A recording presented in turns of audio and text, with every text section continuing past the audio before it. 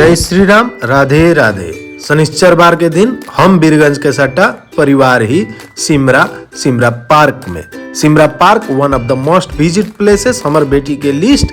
तो फाइनली बेटी के ला सिमरा पार्क विजिट करे हमने पूरा परिवार आ चुकल बानी सन। बेटी एकदम खुश, सभी लोग सिमरा पार्क में रिलैक्स करते हुए। बेटा के भी एकदम काफी ज्यादा नेचर में आके खुला खुला महसूस होता।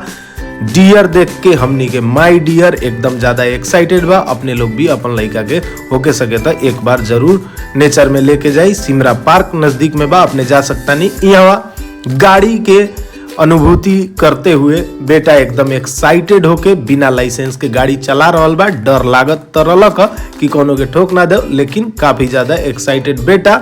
अब चिपलेटी के बाली, चिपलेटी भी एकदम फ्लुएंट हान देले बा बेटा, काफी ज्यादा एक्साइटेड। और बूढ़ लोग भी झुलुआ खेल रहल बा लोग। Finally photo of the day लेते हुए केस कटा के समुदाय के इनवाइटेशन बर्तमान में हमने के आ चुकल बानी सन। बर्तमान में आके अपन कलीग्स लोग से भी भेंट भइल। काफी ज्यादा रमाइलो कैला के बाद दूसरा केहू के डांस देखते हुए, काहे कि खुद डांस ना करल जाला, खूब भर पेट खा के ब्लॉग के अंत। जय श्री राम।